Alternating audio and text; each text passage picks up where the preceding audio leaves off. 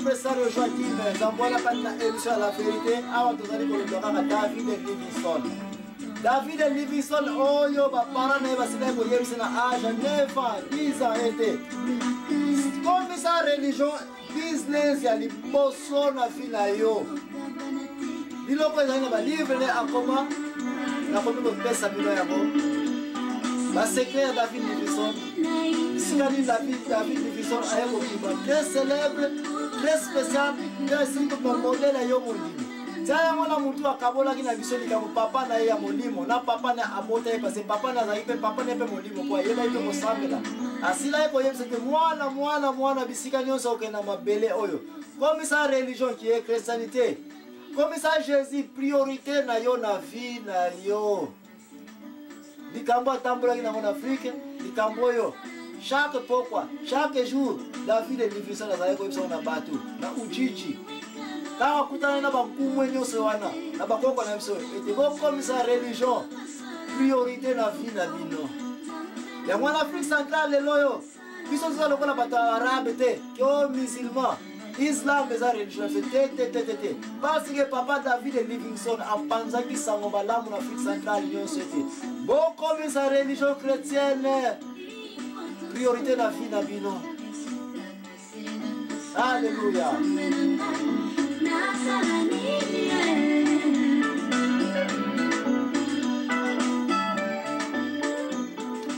Kamusutang David Livingstone akutana na bampasa ndenge na ndenge ba malade ba difficulté okutana na ba attaque ndenge na ndenge ya ba guerre ya ba lion eloko moko loba ngete jamais na kozonga na Londres,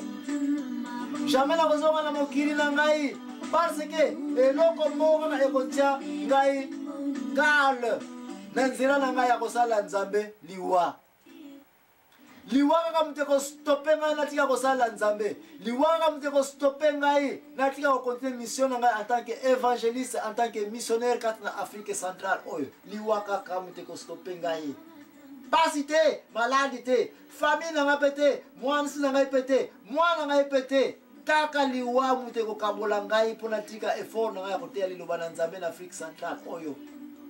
akutana na babindele akutana na barabe akutana na batandenge na ndenge bayebisa kete yo mundele waye kosala nini awa boya ko fongola batu misu contre l'esclavagisme mais loko moka lobaki ngana zo continuer ko koma ba rapport na ngatana ko zongisa ngona Londres kuna na kopesa bango rapport ete makambo zali ko sala awa ngai misu ngana yeko mona boza ko beta batu boza ko boma batu popo boto na biloko na bango popo ko sala commerce bino na poto kuna ngai ko na bino to uti kuna tozaba mindele tozaba européen kasi na zako koma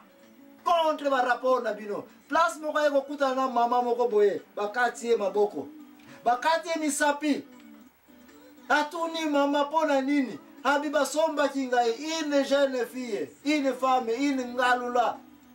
ya royaume kuba ya royaume lunda kuna pona nini bakati maboko parce que arabe o tata wa somba ngana ntalu mingi penza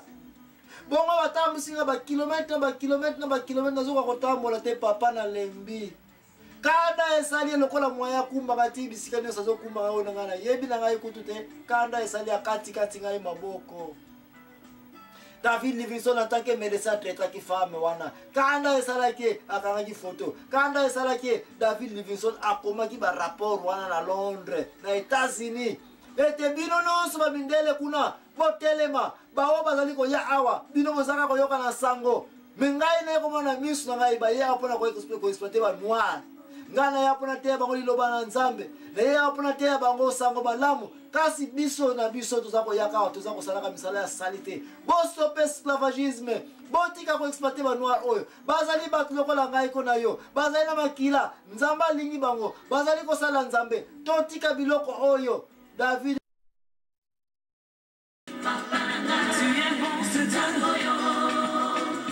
Ande koneka tozalika ko continuer kata émission na biso ya la vérité bisika tozalika ko continuer ko lokola kaka David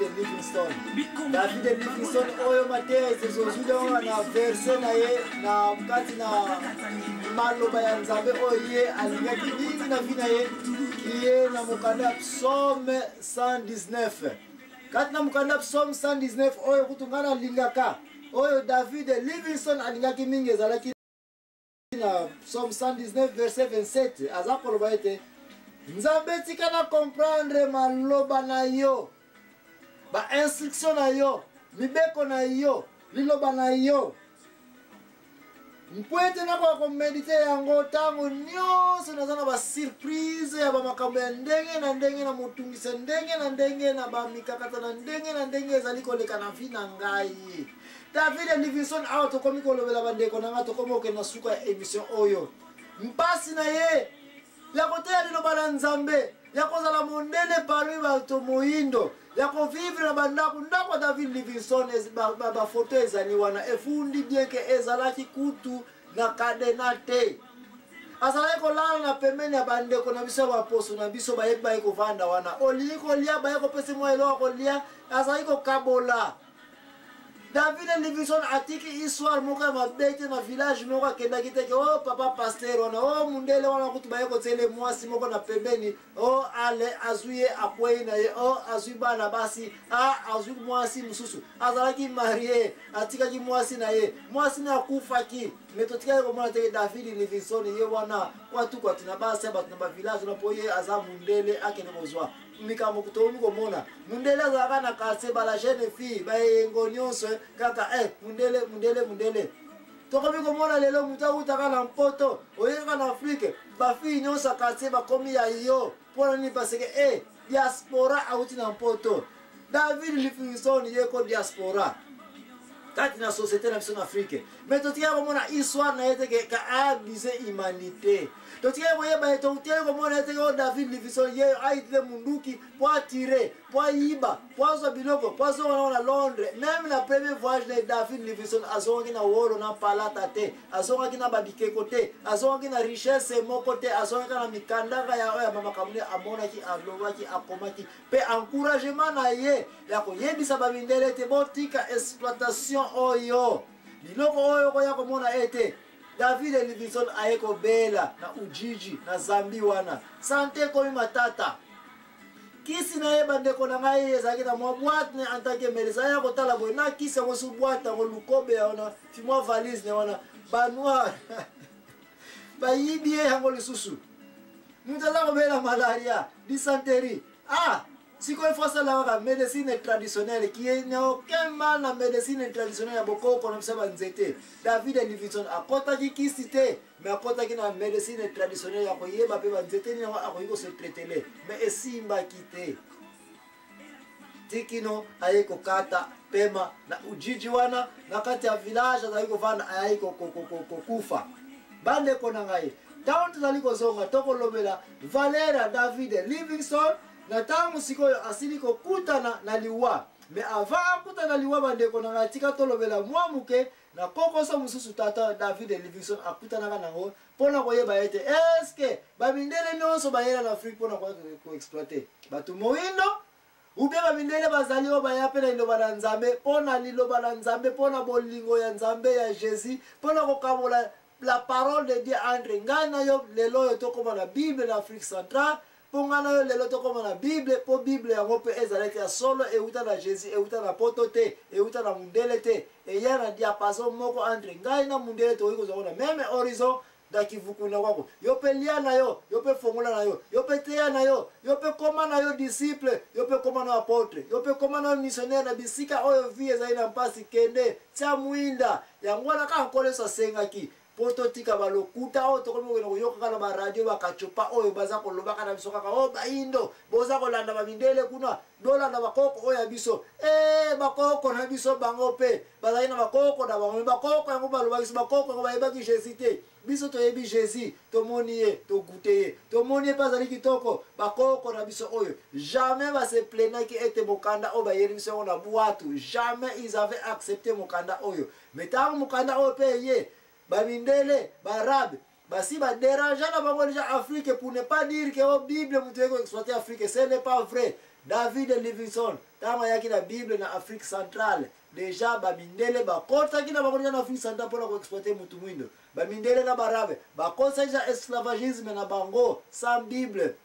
yaki c'est au contraire pour na ko éclairer le Sud-Afrique pour na ko fongola batu miso ete bamindele ta bakoya boteka bandeko na bilote bo résister bango bo pesa bango espace le sous nembo za ko pesa te namta sa yima kama oyo Biblia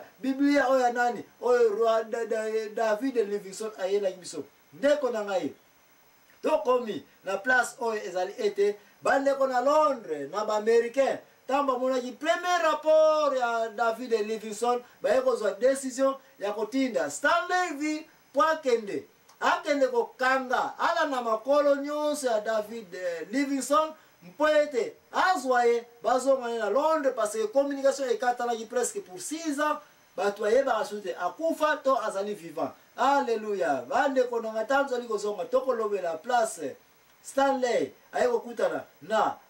David Livingstone na toyeba decision ni bazwa ki wana pe makambo koma ekatana laki na katikati entre ye David Livingstone na Stanley et comment Biblia pe ezalaki na impact kati na vie na biso kati na société na biso na tango wana bakoko na biso l'impresario Joachim Zambwana bande konanga tika tozo report otoke na kola na peser na biso Blanche Tudilu kati na Nzambe malamu azali ko yebila biso haleluya.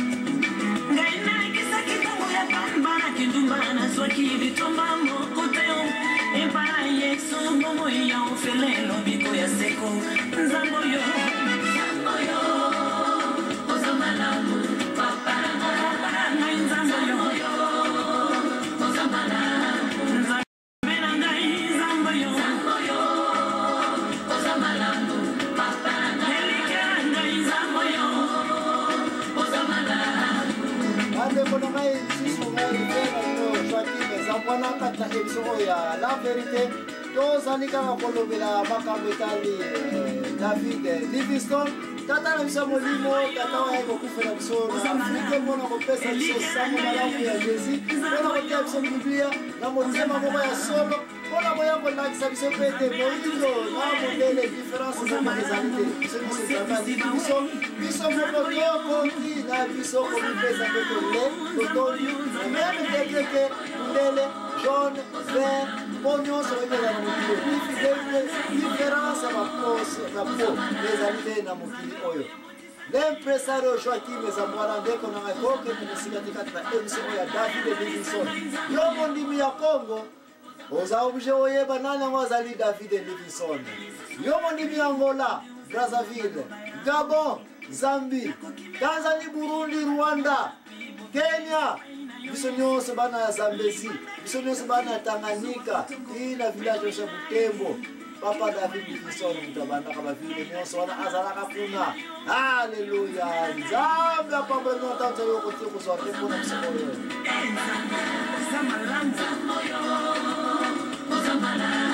Uzamalamu vraiment.